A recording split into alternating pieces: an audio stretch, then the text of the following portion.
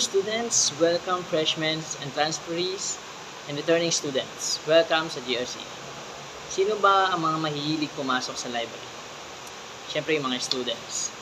And siyempre ituturo natin yung learn how to access and how to borrow books and tips on maximizing your use of the library.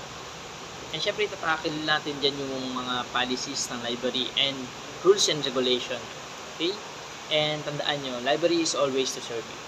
Before I start, magpapakilala muna ako. I'm John Martin Melia from Library Department. Sa Library Personals, kami po ay tatlo. Ang nasa taas po is si Mr. John Angelo Gomez, ang ating librarian head. And sa baba ay ang library staff, which is ako po si John Martin B. Melia. And ang kasama ko po si Miss Cherry Jane Paler. So kapag meron kayong mga katanungan, questions, queries about sa library, pwede nyo po kami lapitan. Kaya dapat maging familiar po kayo kung sino po ang mga staff or yung mga personnel sa library. Is reading area. So ano-ano nga ba ang pwedeng ipasok sa reading area? O ano ba ang mga pwedeng gawin sa reading area? Okay? Ngayon, once na nakapasok kayo sa reading area or sa ating library, ang pwede lang po dito ipasok is yung mga valuables item po ninyo, like yung mga cellphone, wallet, laptop, yung mga mahalagang gamit ninyo. At ano pa ba? Yung mga notebooks, ballpen, mga books, mga research paper nyo, and yung mga sabihin natin mga visual aids nyo na ginagamit o ginagawa nyo. And of course, yung mga bag natin, iiwan lang po yan sa bagger. At yung mga bag ng laptop. Okay? And then, yung mga pagkain, food, ayan po, iiwan na lang din po sa bagger yan. And speaking of bagger, explain ko na rin po, before kayo pumasok sa ating library, make sure lang po na nakakapag-login kayo sa ating attendance sa labas, yung mismong computer sa labas, before kayo pumasok. And i-surrender nyo lahat ng mga gamit nyo na hindi nyo naman kailangan dalhin sa ating library. And of course, naka-ID kayo before kayo pumasok. Okay? And ayun, yung mga bawal ipasok sa ating reading area is yung mga pagkain, tumbler, tubig. Ayan po, ipinagbabawal po namin ipasok nyo po yung mga yaan. And then yung mga before kayo pumasok, yung mga books ay yung mga cellphone, i-turn off nyo na po. And bawal din po ang mga games sa ating loob ng reading area o ating library. Bawal na bawal po kayong mag-games. And bawal din po matulog kasi may napapansin ako may mga natutulog at kung masama naman yung mga pakiramdam nyo, meron tayong clinic, pwede po kayo dong magpahinga or magpa-check kung ano yung kalagayan ninyo.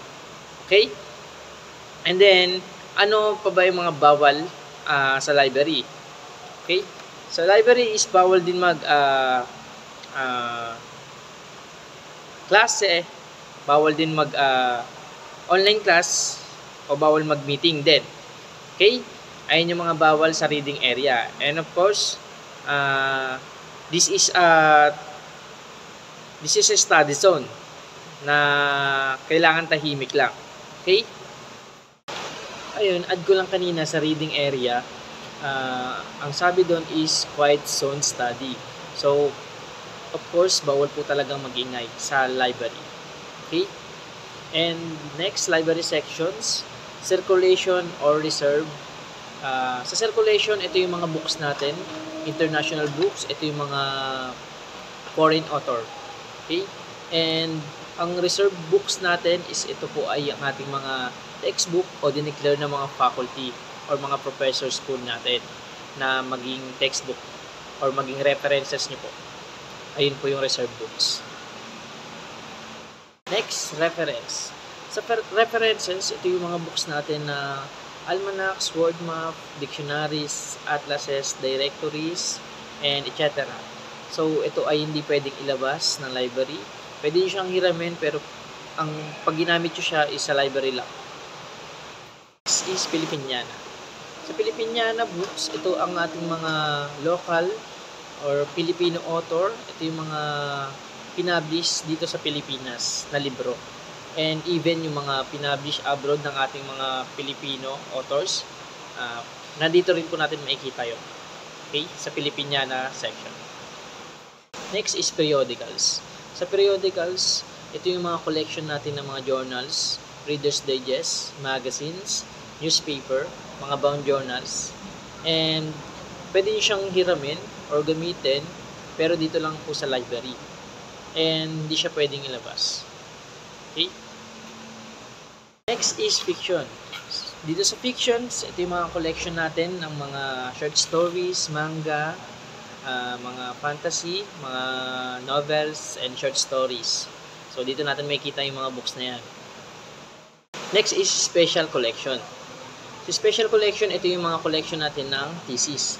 Sa thesis, we have category per program. Business, IT, accountancy, and education. So, sa business, meron tayong strategic management, business plan, business research, marketing plan, and thesis. And sa IT, capstone. Sa accountancy, feasibility. And sa education, research and thesis. And pwede nyo siyang hiramin.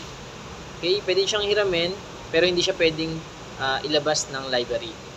So, before kayo manghihiram, lahat ng collection ng library, books man yan, or thesis, or journals, i-record nyo muna siya sa counter, circulation counter, para ma-record natin yung collection na hiniram nyo. Okay? Hello, students! Sana naikinig pa rin kayo, and I hope na nagte-take note kayo kasi lahat ng detalye, o maliit man yan, o malaki, lahat ng detail is mahalaga. So, make sure na nagte-take note kayo, para alam nyo rin yung mga bawal, and yung mga pwedeng gawin sa library. Okay, next natin is internet station. Sa internet station, we have 5 available computers with internet access. And dito is, pwede nyo siyang magamit o mahiram.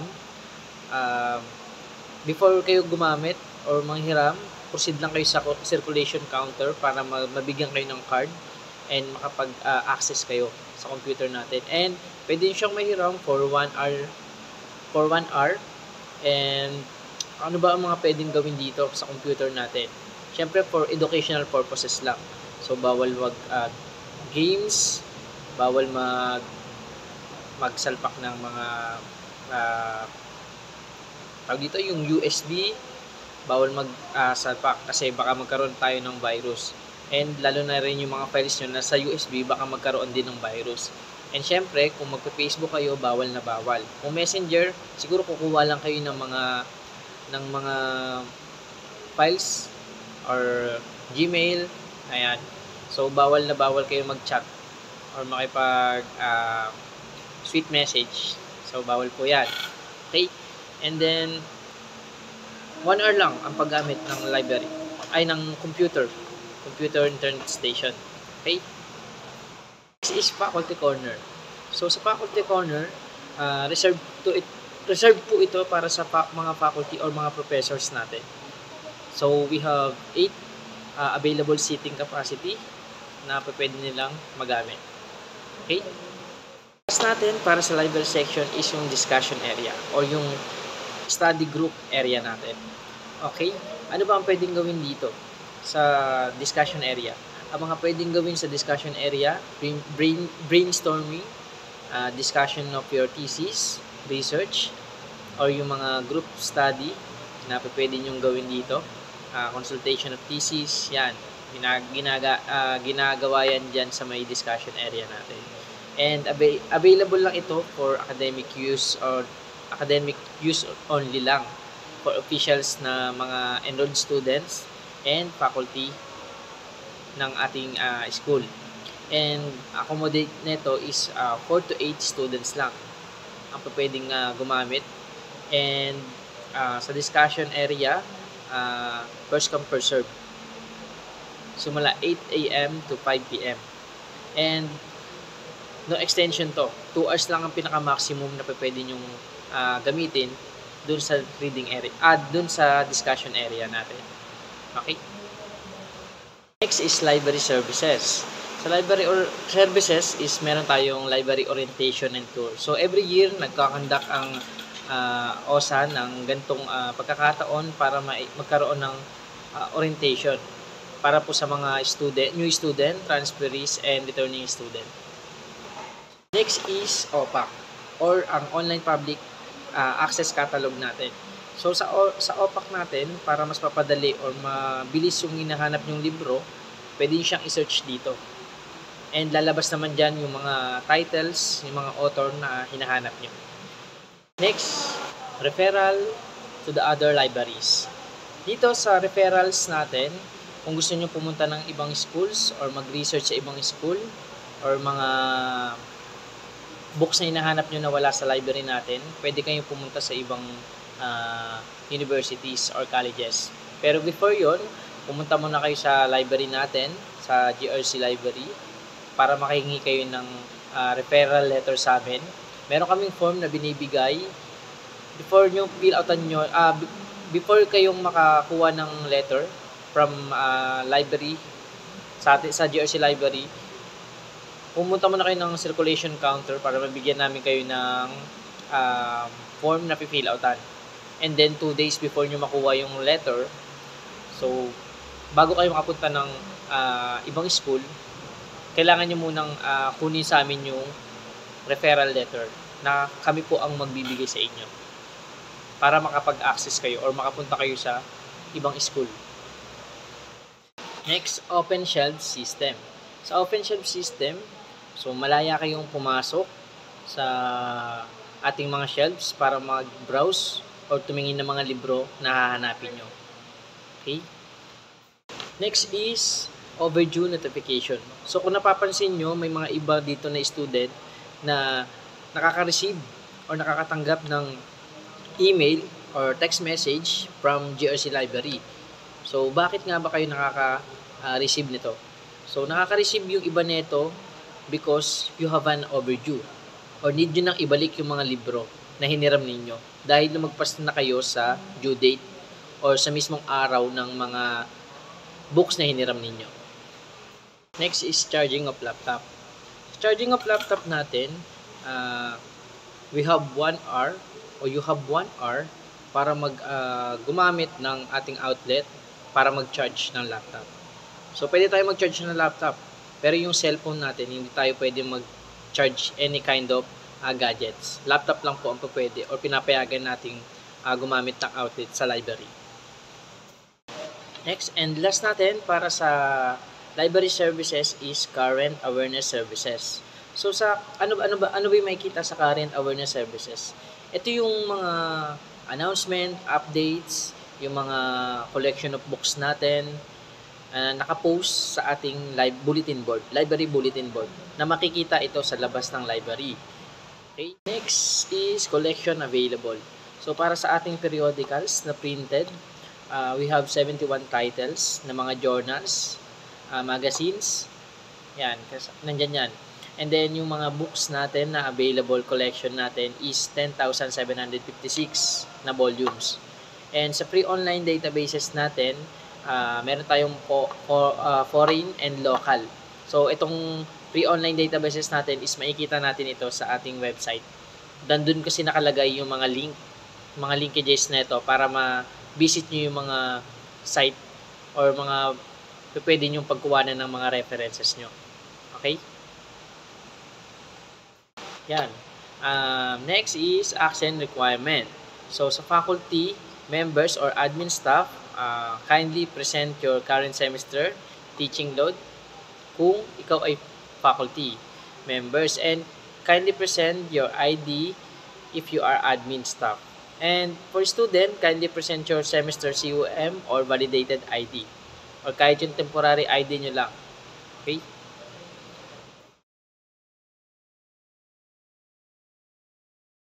Next is borrowing procedures.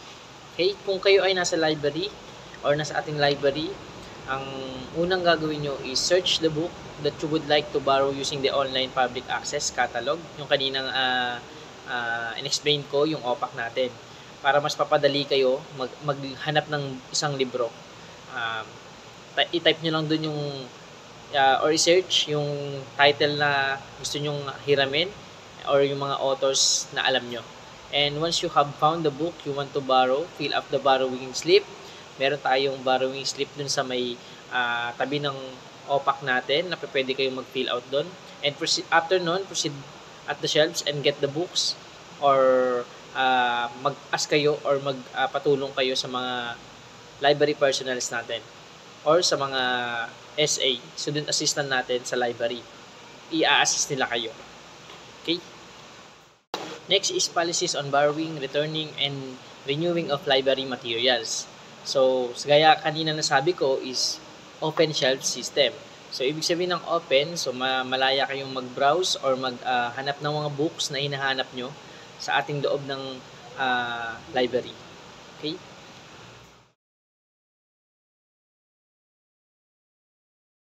Next is circulation books. So, for the student, 2 books for 1 week. So, pwede nyo siyang hiramin ng 1 week. So, dalawa lang ang pwede nyo hiramin. And, subject for renewal depending on the demand. Ang ibig sabihin nito is, pwede nyo siyang i-renew yung books na hiniram nyo once na mag-due date na siya. Pero depende yun kung merong manghihiram na next sa libro na hiniram ninyo. Faculty and admin and staff, 5 books ang pinaka-maximum for 1 month. So, ganun din, subject for renewal depending on the demand din. Okay? Next is periodicals. All general references, books such as encyclopedias, atlases, almanacs, journals, magazines, and periodicals must not be taken out unless authorized by the librarian for overnight use. Renewal of this shall be at the discretion of the librarian. Ibig sabihin nito, lahat ng mga general references or mga journals, magazines na collection natin dito sa library, hindi nyo siya pwedeng ilabas. So, bawal na bawal. Dito nyo lang siya pwedeng gamitin sa library. Okay? And yung renewal niyan, depende yan kung papayagan kayo ng ating librarian. Okay? Recall of books. Any book on loan may be recalled if official of the college have an urgent need of the book. O halimbawa, may nanghiram na professor dun sa libro ninyo, makaka-receive kayo ng email or text message from URC Library na ibig sabihin, yung libro na yon ay kailangan nyo nang ibalik at the following day. O halimbawa, nahiram nyo siya ngayong araw, dapat, kung makaka-receive, halimbawa, nakahiram kayo ngayong araw, kung nakaka-receive kayo ng email or text message, dapat maibalik nyo na siya the next day. Okay? A book is to be placed on reserve for a course or it's to be giving shorter loan periods. Okay? And it is overdue. Ibig sabihin, ibabalik nyo yung libro, i-recall namin yung books kung ito ay overdue na sa'yo. Okay? And the library is conducting their mandated semester inventory. So, every semester or every year is nagkakandak ang library ng mandated inventory for this semester, na mga darating na semester. So nag-inventory kami, pero dapat maibalik nyo yung mga libro na hiniram ninyo before kami mag-inventory, kasi lahat yon is chine-check namin. Okay? Is returning procedure. So kung nababasa nyo dyan sa ating slide, lahat ng mga books na hiniram ninyo, lahat ng mga books na inuwi ninyo, kapag binalik nyo ito, ay sa circulation counter sa ating library. So, kanino nyo ba ibabalik ito? Lahat ng mga books na iniram ninyo, ibabalik nyo lamang is sa mga library personnels or library staff na naka-duty sa ating library. And loss of books, sa loss of books should be reported immediately to the head librarian or library staff. So, kapag yung books ay nawala ninyo, hindi po namin ito pinapabayad or hindi nyo po ito babayaran. So, kailangan mai-report nyo po agad immediately ito sa amin or sa library. And ang replacement of the same title with the latest copyrighted, halimbawa po, Philippine History ang nawala ninyong libro, tapos yung year niya is 2016. So, ngayon, kapag kapalitan nyo siya, kung maghahanap kayo ng libro, nakapalit nito is updated or latest na copyright, which is yung kung anong year ngayon. Halimbawa, Philippine History 2024. So, ayun yung books na i-replacement nyo. Okay? Corresponding fine must be paid from the time of the book was reported, lost up to the time it is replaced. So, may letter kayong gagawin kung kailan nyo siya babalik, kailan nyo siya papalitan. If the book is irreplaceable, any related subject and latest edition to be approved by the head librarian. Ibig sabihin nito, kung wala kayong books na mahanap na Philippine History na updated na 2024, merong related na books na ibibigay si head librarian sa inyo na para bilhin ninyo. Okay? Next is library website. So, ang library website, yung link niyan para makita nyo ang library website, pwede nyo i-search yung library, yung nasa taas sa slide, library.grc.edu.ph. So, sa ating library website, nandyan yung about the library, yung vision mission ng library, yung brief history, yung library staff, library hours, library contact, and rules and regulation. And meron din diyang services and facilities. Meron din dyan nakalagay yung collections natin, yung general circulation, Filipiniana books, yung circulation and reserve, references, fiction, special collection, periodicals, non-print materials, vertical files, list of open source databases. Yung sinasabi ko kaninang list of open source databases natin na foreign and local, dito po natin may kita sa library website natin. So, nandito po yun sa my collection. May kita nyo po yun sa website natin. Para makita nyo yung mga website nila. Para makakuha kayo ng references doon.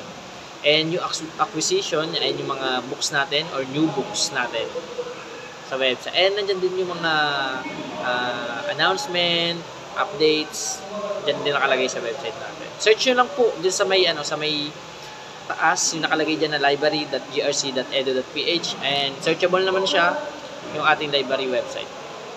Next natin is library Facebook page. So, yung link is nandyan sa itaas ng slide. I-type nyo lang ang www.facebook.com/grc.library or yung Global Reciprocal Colleges Library. Searchable naman siya, madali siyang i-search, lalabas naman siya. And kung aware kayo para sa ating mga announcement and updates, i-like nyo na ang ating library Facebook page. And kung may mga questions kayo or mga katanungan, pwede kayong mag-message dyan, okay, sa Facebook page natin.